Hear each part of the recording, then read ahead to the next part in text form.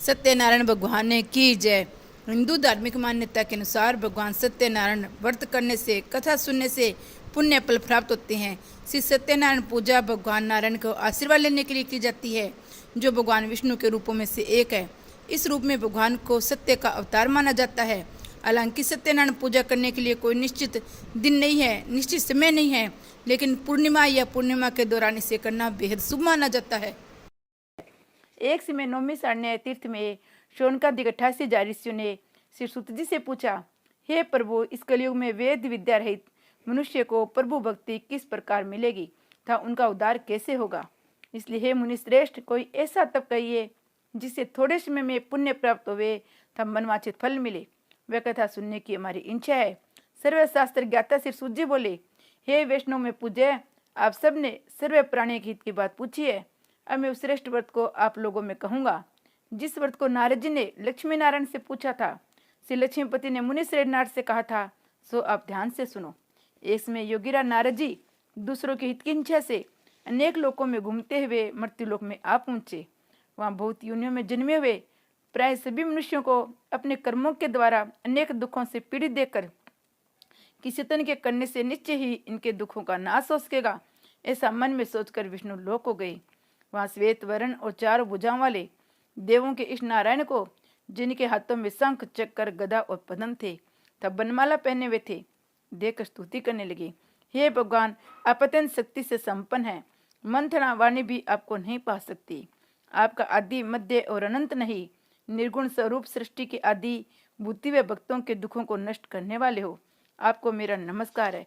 नारद जी से इस प्रकार की स्तुति सुनकर विष्णु भगवान बोले कि हे मुनि श्रेष्ठ, आपके मन में क्या है? आपका यहाँ किस काम के लिए आगमन हुआ है? आप निसंकोच मुझसे कहो। तो नारद मुनि बोले, मृत्यु लोक में सब मनुष्य जो अनेक योनियों में पैदा हुए हैं, अपने अपने कर्मों के द्वारा अनेक प्रकार के दुखों से दुखी हो रहे हैं। हे नाथ, मुझ पर दया रखते हो तो बताइए, उन मनुष्यों के सब दुख थोड़े से प्रयत्न से कैसे दूर हो सकते हैं? श्री भगवान जी बोले, हे नारद, मनुष्यों की भलाई के लिए तूने बहुत अच्छी बात पूछी है। जिस काम के करने से मनुष्य मुँह से छूट जाता है, वे मैं आपको कहता हूँ, सुनो। बहुत पुण्य को देने वाला सर्वथा मनुष्य लोग दोनों में दुर्लभ एक व्रत है। आज मैं प्रेम से होकर तेरे से कहता हूँ। सत्यनारायण जी का व्रत अच्छी तरह विधान पूर्वक करके मनुष्य तुरंत यहाँ सुख भोग कर मरने पर मोक्ष को प्राप्त होता है। श्री भगवान जी के वचन सुनकर नारद मुनि बोले कि उस व्रत का क्या फल है, क्या विधान है, किसने ये व्रत किया, किस दिन ये व्रत करना चाहिए, आप मुझे विस्तार से कहो। भगवान बोले, दुख शोक आदि को दूर करने वाला, धन धान्य को बढ़ाने वाला, सौभाग्य तथा संतान को देने वाला, सब स्थानों पर विजय करने वाला, भक्ति और श्रद्धा के साथ किसी भी दिन मनुष्य श्री सत्यनारायण के शाम के समय ब्राह्मणों और बंधुओं के साथ धर्म प्राण होकर पूजा करे, भक्ति भाव से सेवाएं देवे, नवेद केले का फल, घी, दूध और गेहूं का चूर्ण लेवे, गेहूं के भाव में साठी का चूर्ण, शक्कर था गुड़ ले, सब भक्षण योग्य पदार्थ जमा करके सवाए पे अर्पण कर देवे, बंधुओं सहित भोजन करावे, भक्ति के साथ स्वयं भोजन करे, नृत्य गीत आदि का आचरण कर सत्यनारायण भगवान को स्मरण कर समस्त समय व्यतीत करे। इस तरह का व्रत करने पर मनुष्य की इच्छा निश्चय ही पूरी होती है। विशेषकर कली काल में भूमि पर यही मोक्ष का सरल उपाय है। सत्यनारायण व्रत कथा का प्रथम अध्याय समाप्त। द्वितीय अध्याय। सूजी बोले, हे ऋषियों, जिसने पहले समय में इस व्रत को किया उसका इतिहास कहता हूँ, आप ध्यान से सुनो। सुंदर काशीपुरी नगरी में एक अति निर्धन ब्राह्मण रहता था। वह भूख और प्यास से बेचैन हुआ नित्य ही पृथ्वी पर घूमता था। ब्राह्मणों को प्रेम करने वाले भगवान ने ब्राह्मणों को दुखी देकर बूढ़े ब्राह्मण का रूप धर उसके पास जा आदर के साथ पूछा, हे विपर, नित्य दुखी हुआ पृथ्वी पर क्यों घूमता है? हे श्रेष्ठ ब्राह्मण, ये सब आप मुझसे कहो, मैं सुनना चाहता हूँ। ब्राह्मण बोला, मैं बहुत ही निर्धन ब्राह्मण हूँ, भिक्षा के लिए पृथ्वी पर फिरता हूँ। हे भगवान, यदि आप इसका उपाय जानते हो तो कृपा करके कहो। वृद्ध ब्राह्मण बोला, सत्यनारायण भगवान मनवांछित फल को देने वाले हैं, इसलिए ब्राह्मण उनका पूजन कर, जिसके करने से मनुष्य सब दुखों से मुक्त होता है। ब्राह्मण को सारा व्रत का विधान बताकर बूढ़े ब्राह्मण का रूप धारण करने वाले सत्यनारायण भगवान अंतर ध्यान हो गए। जिस व्रत को वृद्ध ब्राह्मण ने बतलाया, मैं उसको करूंगा। ये निश्चय करने पर उसे रात में नींद भी नहीं आई। वह सवेरे ही उठा, सत्यनारायण व्रत का निश्चय कर भिक्षा के लिए चला। उस दिन उसको भिक्षा में बहुत धन मिला, जिससे बंधु बांधवों के साथ उसने सत्यनारायण का व्रत किया। इसके करने से वह ब्राह्मण सब दुखों से छुटकर अनेक प्रकार की संपत्तियों से युक्त हुआ। उसमें वह ब्राह्मण हर मास व्रत करने लगा। इस तरह सत्यनारायण भगवान के इस व्रत को जो करेगा वह सब पापों से छुटकर मोक्ष को प्राप्त होगा। आगे जो पृथ्वी पर सत्यनारायण का व्रत करेगा वह मनुष्य सब दुखों से छूट जाएगा। इस तरह नारद जी ने नारायण को कहा हुआ ये व्रत तुमसे कहा है। हे विप्रो, अब मैं और क्या कहूँ। ऋषि बोले, हे मुनीश्वरों, संसार में इस ब्राह्मण से सुनकर किस किसने इस व्रत को किया वह हम सब सुनना चाहते हैं। इसके लिए हमारे मन में श्रद्धा है। सूत जी बोले, हे मुनियों, जिस जिसने उस व्रत को किया वह सब सुनो। एक समय वह ब्राह्मण धन और ऐश्वर्य के अनुसार बंधु बांधवों के साथ व्रत करने को तैयार हुआ। उसी समय एक लकड़ी बेचने वाला बूढ़ा आया और बाहर लकड़ियों को रखकर ब्राह्मण के मकान में गया। प्यास से दुखी लकड़हारे ने उसको व्रत करते देखकर लकड़हारा ब्राह्मण को नमस्कार कर कहने लगा, आप ये क्या कर रहे हैं? इसके करने से क्या फल मिलता है? कृपा करके मुझसे कहो। ब्राह्मण ने कहा, सब मनोकामनाओं को पूरा करने वाला ये सत्यनारायण भगवान का व्रत है। इसकी कृपा से मेरे यहाँ धन धान्य आदि की वृद्धि हुई है। हे ब्राह्मण, इस व्रत के बारे में जानकर मैं लकड़हारा बहुत प्रसन्न हुआ। चन्ना मत ले, प्रसाद खाने के बाद अपने घर को गया। लकड़हारे ने मन में इस प्रकार का संकल्प लिया कि आज ग्राम में लकड़ी बेचने से जो धन मुझे मिलेगा उसी से सत्यनारायण देव का उत्तम व्रत करूंगा। ये मन में विचार कर वह बूढ़ा ब्राह्मण लकड़ियां अपने सिर पर रखकर जिस नगर में धनवान लोग रहते थे वह ऐसे सुंदर नगर में गया। उस रोज वहां उसे उन लकड़ियों का दाम पहले दिनों से चौगुना मिला। तो वह बूढ़ा लकड़हारा दाम ले और अति प्रसन्न होकर पक्के केले की फली, शक्कर, घी, दूध और दही, गेहूं का आटा इत्यादि सत्यनारायण भगवान के व्रत की कुछ सामग्रियों को लेकर अपने घर को गया। फिर उसने सब अपने भाइयों को बुलाकर विधि के साथ भगवान जी का पूजन और व्रत किया। उस व्रत के प्रभाव से बूढ़ा लकड़हारा धन, पुत्र आदि से युक्त हुआ। संसार के समस्त सुख भोकर बैकुंठ धाम को गया। सत्यनारायण व्रत कथा का दूसरा अध्याय समाप्त और तीसरा अध्याय। सूजी बोली, हे श्रेष्ठ मुनियों, अब आगे की कथा कहता हूँ, सुनो। पहले समय में उल्कामुख नाम का एक बुद्धिमान राजा था। वह सत्य वक्ता और जितेंद्रिय था। प्रतिदिन देवस्थानों को जाता, गरीबों को धन देकर उनके कष्ट दूर करता था। उसकी पत्नी कमल के समान मुख वाली सती साध्वी थी। भद्रशिला नदी के तट पर उन दोनों ने सत्यनारायण देव का व्रत किया। उस समय में वहां एक साधु वैश्य आया। उसके पास व्यापार के लिए बहुत सा धन था। नाव को किनारे पर ठहराकर राजा के पास गया और राजा को व्रत करते हुए देखकर विनय के साथ पूछने लगा, हे राजन, भक्ति रुचि से ये आप क्या कर रहे हो? मेरी सुनने की इच्छा है, या मुझे बताइए। राजा बोला, हे साधु, आपने बंधुओं के साथ पुत्र आदि को प्राप्ति के लिए ये महाशक्तिवान सत्यनारायण भगवान का व्रत व पूजन किया जा रहा है। राजा के वचन सुनकर साधु आदर के साथ बोला, हे राजन, मुझसे इसका सब विधान को, मैं भी आपके कथानुसार इस व्रत को करूंगा। मेरी भी कोई संतान नहीं है और इससे निश्चय होगी। राजा से सब विधान सुनकर व्यापार से निवृत्त हो आनंद के साथ घर गया। साधु ने अपनी स्त्री से संतान देने वाले उस व्रत का समाचार सुनाया और कहा कि जब मेरे संतान होगी तब मैं इस व्रत को करूंगा। साधु ने ऐसे वचन अपनी स्त्री लीलावती को कहे। एक दिन उसकी स्त्री लीलावती पति के साथ अंधित और सांसारिक धर्म में प्रवृत्त होकर सत्यनारायण भगवान की कृपा से गर्भवती हो गई। 10वें महीने में उसकी एक सुंदर कन्या का जन्म हुआ। दिन दिन वह इस तरह बढ़ने लगी जैसे शुक्ल पक्ष का चंद्रमा बढ़ता है। कन्या का नाम कलावती रखा गया। तब लीलावती ने मीठे शब्दों में अपने पति से कहा, आपने जो संकल्प किया हुआ था भगवान का व्रत करूंगा, अब आप उसे करिए। साधु बोले, हे प्रिय, इसके विवाह पर करूंगा। अपनी पत्नी को आश्वासन दे वह नगर को गया। कलावती पितृगृह में वृद्धि को प्राप्त हो गई। साधु ने जब नगर में सखियों के साथ अपनी पुत्री को देखा तो तुरंत ही दूत बुलाकर कहा कि हे पुत्री के वास्ते कोई सुयोग्य वर देख कर लाओ। साधु की आज्ञा पाकर दूत कंचन नगर पहुंचा।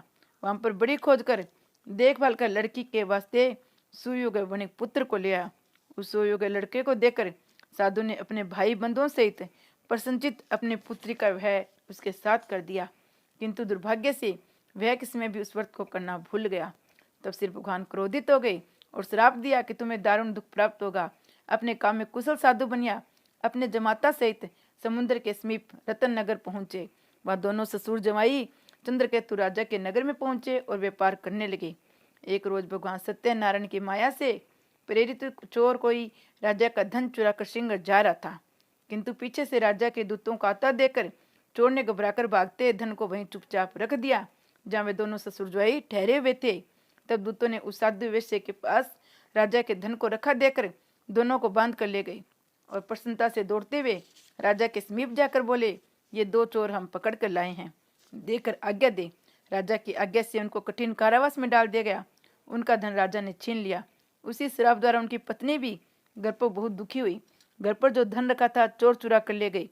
शारीरिक व मानसिक पीड़ा से, भूख प्यास से अति दुखित हो अन्न की चिंता में कलावती एक ब्राह्मण के घर गई। वहां उसने सत्यनारायण व्रत होते देखा। वहां उसने कथा सुनी, प्रसाद ग्रहण कर रात को घर आई। माता ने कलावती से कहा, हे पुत्री, दिन में कहाँ रही वह तेरे मन में क्या है? कलावती बोली, हे माता, मैंने एक ब्राह्मण के घर सत्यनारायण व्रत देखा है। कन्या के वचन सुनकर लीलावती भगवान के पूजन की तैयारी करने लगी। लीलावती ने परिवार और बंधुओं सहित भगवान का पूजन किया और ये वर मांगा कि मेरे पति और दामाद सिंगरी घर आ जावे, और प्रार्थना की कि हम सबका अपराध क्षमा करे। सत्यनारायण भगवान इस वर्ष से संतुष्ट हो गए और राजा चंद्रकेतु को स्वप्न में दिखाई दिए और कहा, हे राजन, दोनों बंदी वेश्या प्राति छोड़ दो और उनका सब धन जो तुमने ग्रहण किया है दे दो, नहीं तो तेरा धन, राज्य, पुत्र आदि सब नष्ट कर दूंगा। राजा का ऐसा वचन कहकर भगवान अंतर ध्यान हो गए। प्रातःकाल राजा चंद्रकेतु ने सभा में अपना स्वप्न सुनाया। दोनों वणिक पुत्रों को कैद से मुक्त कर सभा में बुलाया। दोनों ने आते ही राजा को नमस्कार किया। राजा मीठे वचनों से बोले, हे महानुभाव, भाग्यवश ऐसा कठिन दुख प्राप्त हुआ है, अब कोई भय नहीं। ऐसा कहकर राजा ने उनके नए नए वस्त्राभूषण पहनाए और उनका जितना धन लिया था उससे दुगुना धन देकर विदा किया। दोनों वेश्या अपने घर को चल दिए। सत्यनारायण व्रत कथा का 3रा अध्याय समाप्त। 4था अध्याय। सूर्य बोले, वेश्या ने मंगलाचार करके यात्रा आरंभ की और अपने नगर को चला। थोड़ी दूर चलने पर दंडी वेशधारी सत्यनारायण ने उनसे पूछा, हे साधु, तेरी नाव में क्या है? अभिमानी वणिक हंसता हुआ बोला, हे दंडी, आप क्यों पूछते हो? क्या धन लेने की इच्छा है? मेरी नाव में तो बेल था पत्ते भरे हुए हैं। वेश्या का कठोर वचन सुनकर भगवान ने कहा, तुम्हारा वचन सत्य हो। ऐसा कहकर दंडी वहां से चले गए। कुछ दूर जाकर समुद्र के किनारे बैठ गए। दंडी के जानने पर वेश्या ने नित्य क्रिया करने के बाद नाव को ऊंची उठी देखकर अचंबा किया। नाव में बेल आदि देखकर मूर्छित हो गई, जमीन पर गिर पड़ा। फिर मूर्छा खुलने पर बहुत शोक करने लगा। तब उसका दामाद बोला, आप शोक न करें, ये दंडी का श्राप है, अतः उनकी शरण में चढ़ना चाहिए, तभी हमारी मनोकामना पूरी होगी। दामाद के वचन सुन वह दंडी के पास पहुंचा। अत्यंत भक्ति भाव से नमस्कार करके बोला, मैंने जो आपसे असत्य वचन कहे थे उसको क्षमा करो। ऐसा कहकर महान शोकातुर रोने लगा। तब दंडी भगवान बोले, हे वणिक पुत्र, मेरी आज्ञा से तू बार बार दुख प्राप्त हुआ है, तू मेरी पूजा से विमुख हुआ है। साधु बोला, हे भगवान, आपकी माया से मोहित ब्रह्मा आदि भी आपके रूप को नहीं जानते, तब मैं ज्ञानी कैसे जान सकता हूँ? आप प्रश्न होइए, मैं सामर्थ्य के अनुसार आपकी पूजा करूंगा, मेरी रक्षा करो। पहले के समान नौका में धन भर दो। उनके भक्ति वचन सुनकर भगवान प्रश्न हो गए। उसकी इच्छा अनुसार वर देकर अंतर ध्यान हो गए। तब उन्होंने नाव पर आकर देखा, नाव धन से परिपूर्ण है। फिर वह भगवान सत्यदेव का पूजन कर साथियों सहित अपने नगर को चला। तब अपने नगर के निकट पहुंचा, दूत को घर भेजा। दूत ने साधु के घर जा उसकी स्त्री को नमस्कार कर कहा कि साधु अपने दामाद सहित इस नगर के समीप आ गए हैं। ऐसा वचन सुन सती ने बड़े हर्ष के साथ सत्यदेव का पूजन कर पुत्र से कहा, मैं अपनी पति के दर्शन को जाती हूँ, तू कार्य पूर्ण करके शीघ्र आना। माता के वचन सुनकर कलावती प्रसाद छोड़ पति के पास गई। प्रसाद की अवज्ञा के कारण सत्यदेव ने रुष्ट हो उनके पति को नाव सहित पानी में डुबो दिया। कलावती अपने पति को न देकर रोती हुई जमीन पर गिर गई। इस तरह नौका को डूबा हुआ कन्या को रोता हुआ देख साधु दुखी तो बोला, हे प्रभु, मुझसे या मेरे परिवार से जो भूल हुई है उसे आप क्षमा करो। उसके दीन वचन सुनकर सत्यदेव प्रश्न हो गए और आकाशवाणी हुई, हे साधु, तेरी कन्या मेरे प्रसाद को छोड़कर आई है, इसलिए इसका पति अदृश्य हुआ है। यदि वह घर जाकर प्रसाद खाकर लौटे तो इसे पति अवश्य मिलेगा। आकाशवाणी से ऐसा सुनकर कलावती ने घर पहुंचकर प्रसाद खाया। फिर उसने आकर अपने पति के दर्शन किए। तब वैश्य परिवार के सब लोग प्रसन्न हुए। फिर साधु ने बांधों से सत्यदेव को विधि पूर्वक पूजन किया। उस दिन से हर पूर्णिमा व हर संक्रांति को सत्यनारायण का पूजन करने लगे। फिर इस लोक का सुख भोगकर सर्वलोक लोक को चले गए। सत्यनारायण व्रत कथा का 4था अध्याय समाप्त। 5वां अध्याय। सूर्य बोले, हे ऋषियों, मैं और भी कथा कहता हूँ, सुनो। प्रजापालन में लिंग तुंगध्वज नाम का राजा था।